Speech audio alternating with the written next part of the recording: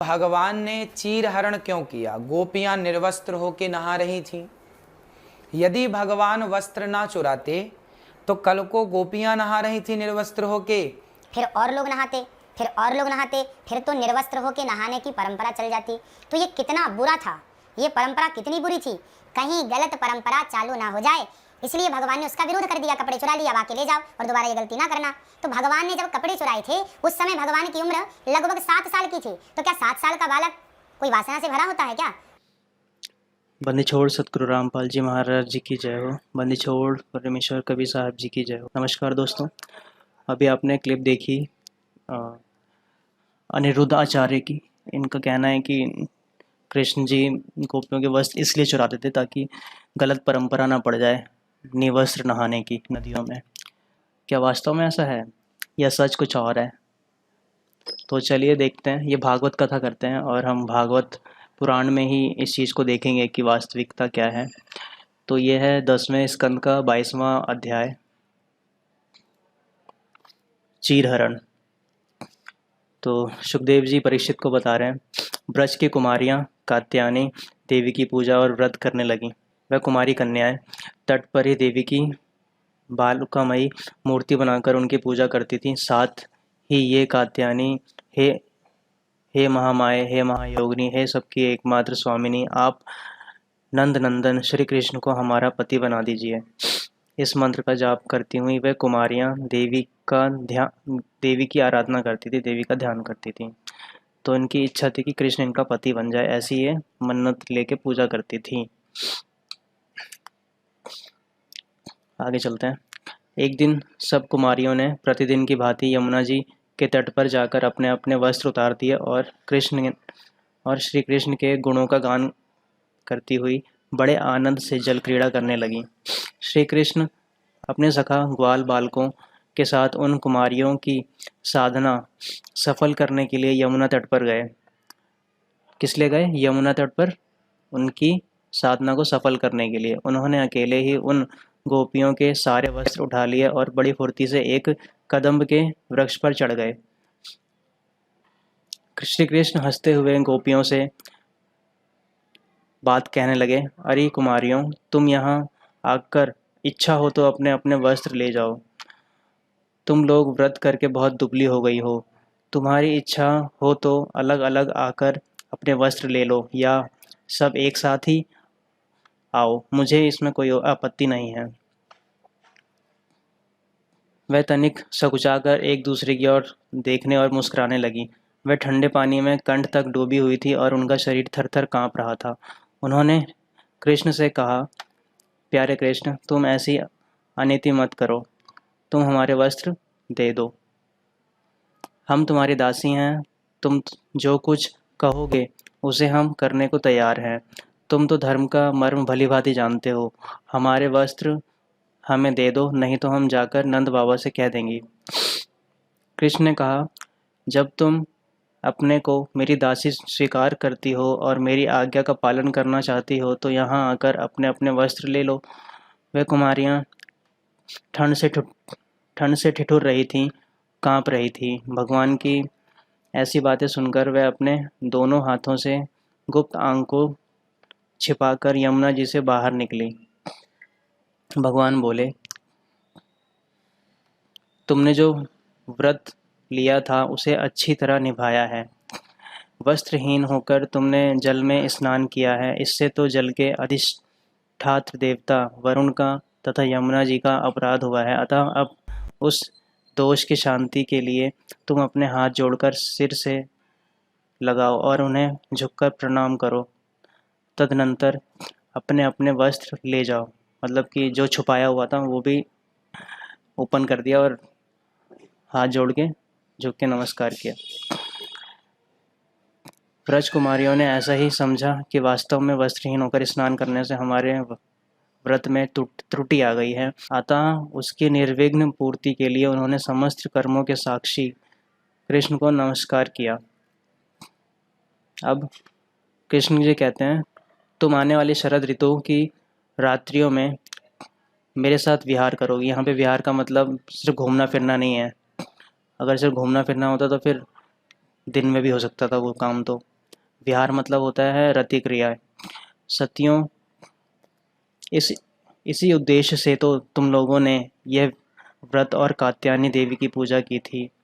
अब यहाँ पे साफ हो गया है कि यहाँ पे कहीं भी ऐसा कुछ भी नहीं लिखा। मैंने वैसे पूरा पढ़ा था, लेकिन जो जो मेरे को इम्पोर्टेंट लगा वो मैंने अंडरलाइन किया। अभी आपको दिख रहा होगा स्क्रीन पे, आप देख सकते हो, पढ़ सकते हो।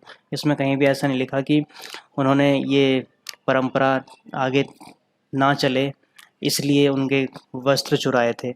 इन्होंने कृष्ण ने इनके वस्त्र इसलिए चुराए थे क्योंकि इन्होंने उनको पति रूप में पाने की इच्छा प्रकट की थी, और पति के सामने ही निवस्त्र हुआ जाता है, इसलिए उन्होंने गोपियों को अपने सामने निवस्त्र करवाया था ताकि उनकी ये इच्छा पूरी हो सके। इसी उद्देश्य से कृष्ण ने उनको बिना कपड़ों के पानी से बाहर आने को कहा था। अब ये कहते हैं कि भगवान की उम्र 7 वर्ष की थी उस टाइम पे, तो क्या उनमें काम भाव आ सकता है? पहली बात तो ये अब एक सिंपल से बालक को अपने भगवान से कंपेयर कर रहे हैं, तो या तो आप इनको भगवान ही मान लो या फिर एक सिंपल सा बालक ही मान लो, अनिरुद्ध जी।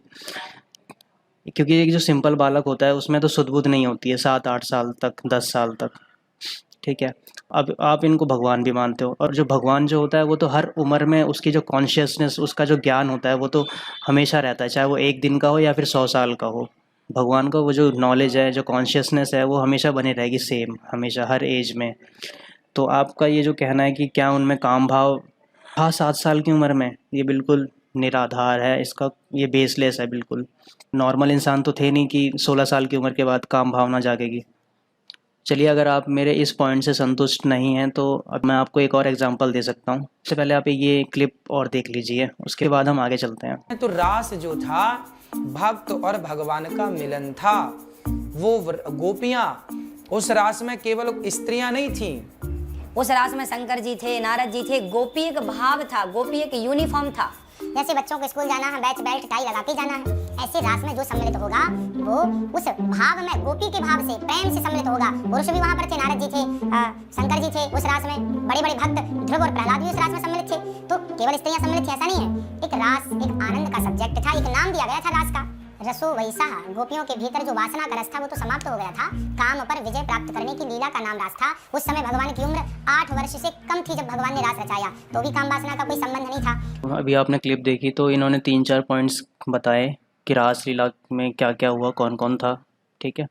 तो बारी बारी से बात करेंगे। तो पहले मैं आपको बताता हूँ कि उस रास लीला में क्रीड़ा किस तरह की हुई थी।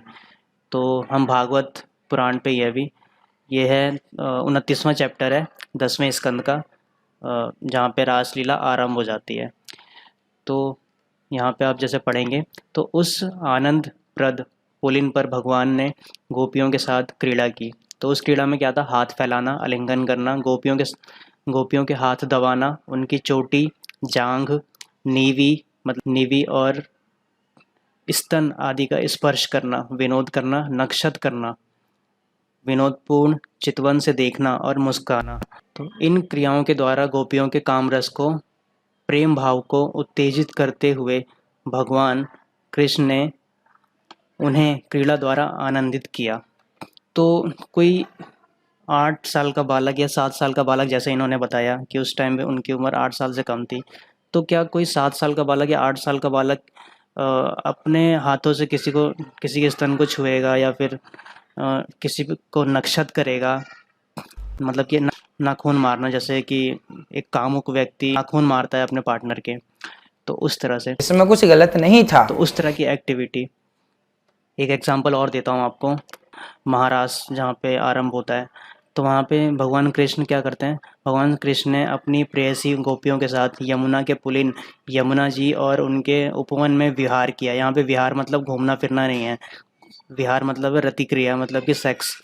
यह बात स्मरण रखनी चाहिए कि भगवान सत्य संकल्प हैं, ये सब तो इनकी बनावटी बातें हैं, और उन्होंने लीला में काम भाव को, उसकी चेष्टाओं को अपने अधीन रखा होता है, ये सब तो कहने वाली बात है। ठीक है, चलो मान भी लिया, लेकिन वो एक्टिविटी की तो उन्होंने। अब फिर यहाँ पे राजा परीक्षित पूछते हैं, वह धर्म मर्यादा के बनाने वाले, उपदेश करने वाले तथा रक्षक हैं, फिर उन्होंने स्वयं धर्म के विपरीत पर स्त्रियों का स्पर्श क्यों किया? मैं मानता हूँ कि भगवान कृष्ण पूर्ण काम थे उन्हें किसी भी वस्तु की कामना नहीं थी, फिर भी उन्होंने किस अभिप्राय से ये निंदनीय कर्म किया? अगर सिर्फ रासलीला में सिर्फ डांडिया बजाना, नाच गाना ही इसी को रासलीला कहते हैं, तो फिर राजा परीक्षित ने यहाँ पे निंदनीय शब्द क्यों इस्तेमाल किया? और जैसा भी अनिरुद्ध जी ने जैसे बताया कि परमात्मा और आत्मा का मिलन था, तो फिर परीक्षित जी यहाँ पे निंदनीय शब्द का इस्तेमाल क्यों कर रहे हैं? और फिर अगला पॉइंट जो इन्होंने कहा कि काम पर विजय प्राप्त करने का नाम रास है, तो फिर अगर ऐसी बात है तो फिर यहाँ पर ऐसा क्यों लिखा है कि श्री कृष्ण की यह रास क्रीड़ा देखकर स्वर्ग की देवांगनाएं भी मिलन की कामना से मोहित होने लगीं। इनकी रास क्रीड़ा देख के स्वर्ग की जो औरतें हैं उनका भी मन करने लगा, वो भी कामवश हो गई थी।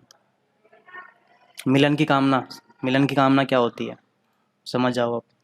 और जैसे इन्होंने कहा कि शंकर, नारद, प्रहलाद, ध्रुव ये सब भी रास में थे, ऐसा तो कहीं नहीं है इसमें। मैंने पूरा चैप्टर पढ़ा था अच्छे से, ऐसा मुझे इसमें कहीं नहीं मिला। आप भी इसे डाउनलोड करके पढ़ सकते हो अच्छे से, इसमें कहीं भी इस तरह का उल्लेख है नहीं। इतना ज़रूर है कि वो देवी देवता वहाँ पे विमानों पे चढ़कर, जैसे यहाँ पे लिखा है, विमानों पर चढ़े हुए देवता पुष्पों की वर्षा करके उनकी स्तुति करने लगे, बस इतना है। और जैसा इन्होंने कहा कि आनंद का सब्जेक्ट था, तो मैं बताता हूँ कि इसमें किस तरह का आनंद लिया गया और दिया गया। एक गोपी नृत्य कर रही थी, उसने अपने कपोलों को भगवान श्री कृष्ण के कपोलों से सटा दिया और भगवान ने उसके मुंह में अपना चबाया हुआ पान दे दिया। इसमें कुछ गलत नहीं था। एक और बताता हूँ आपको। कोई गोपी नुपुर और करधनी के घुंघरुओं को झनकारती हुई नाच और गा रही थी। जब वह बहुत थक गई तब उसने अपने बगल में ही खड़े श्याम सुंदर के शीतल कर कमलों को अपने दोनों स्तनों पर रख लिया। इसमें कुछ गलत नहीं था। और इस तरह का परमात्मा और आत्मा का मिलन था। मेरे हिसाब से तो ऐसा कोई एक्टिविटी नहीं होती है परमात्मा और आत्मा के मिलन में। एक चीज़ और बताता हूँ आपको कि क्या हालत हो रखी थी गोपियों की रासलीला में। यहाँ पे आप जैसे पढ़ेंगे, गोपियों की इंद्रियां प्रेम विहल हो गईं, उनके केश बिखर गए, वह अपने केश, वस्त्र और कुंचिकों को भी पूर्णतः संभालने में असमर्थ हो गई थी।